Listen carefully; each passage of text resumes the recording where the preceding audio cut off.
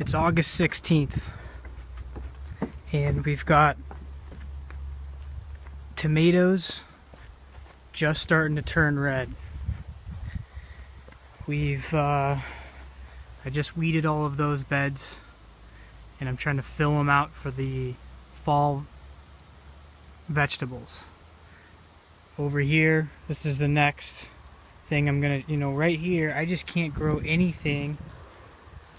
Haven't successfully grown. I guess the radishes did okay over here, but I don't know if it's this mint or what, but I just can't get anything going in this bed.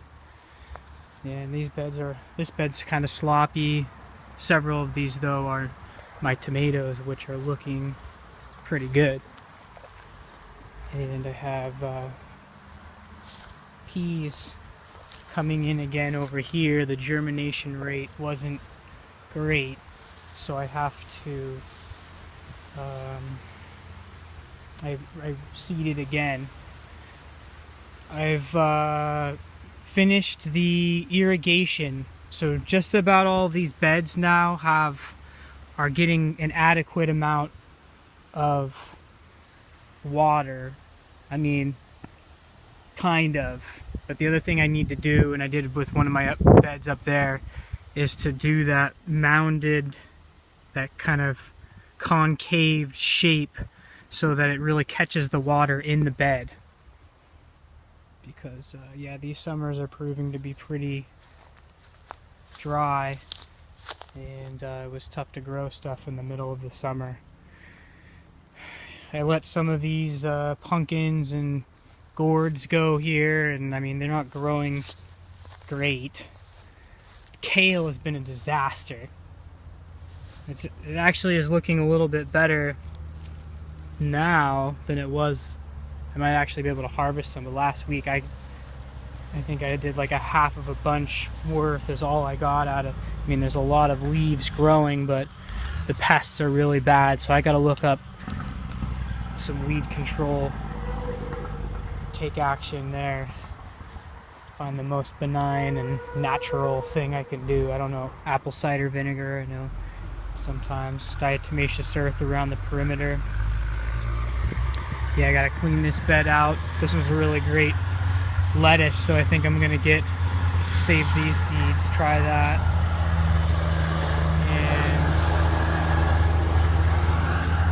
And potatoes.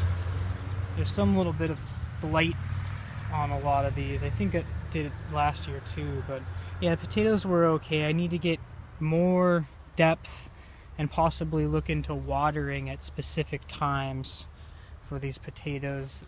I haven't really opened up into this one, just a little bit, but that other bed over there, I wasn't really pumped with the yields.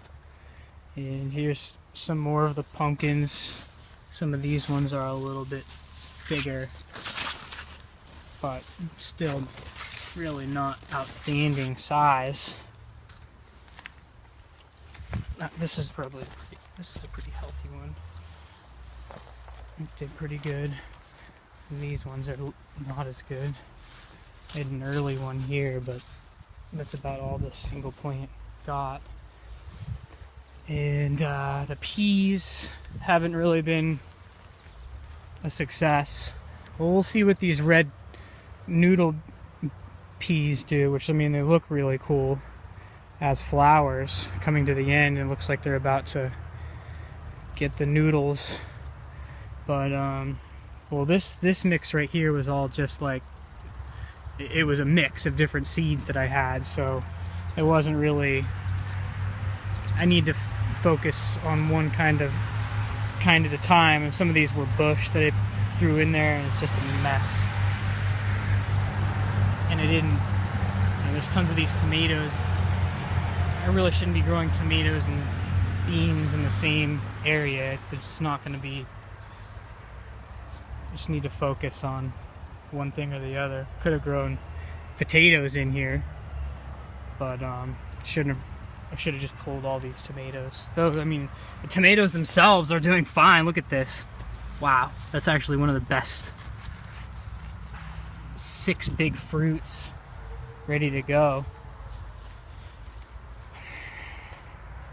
Yeah, and the farm stand has been really slow. I think we've made a total of $40 in 2 weekends. No, not even that, $30 in 2 weekends, 35 maybe. So it's like not even close. But there's a lot of room for improvement. Yeah, I think just this has been good. The celery looks pretty good. Good spacing, and works really well with the tomatoes. That's just it there. I mean, first of all, look at this germination rate and the size growth of these onions. Really not good at all. So I mean, that's a matter of nutrition, really.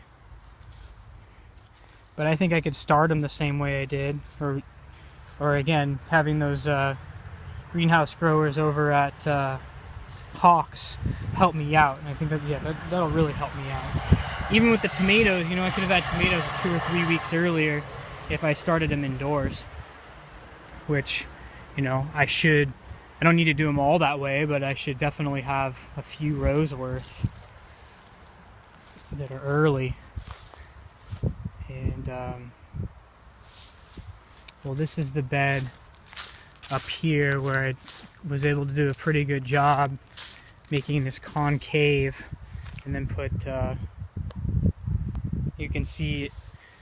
Yeah, I think you can see that it's still damp on the surface there, whereas none of the other beds are. This one is, and so this one I kind of did just on this side, tried to make it as concave as possible for lettuce, or for lettuce right in with the cabbages. And these cabbages, since I pulled the peas out of their way, are doing pretty good. But yeah, there's still some pest damage, and this arugula looks pretty good. I haven't had much arugula this year.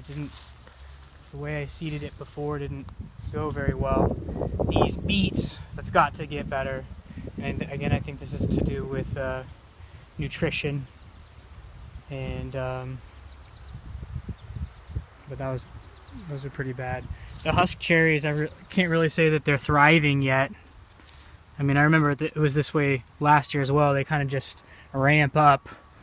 You know, starting now, they're just going to be growing exponentially through until it gets colder, significantly colder.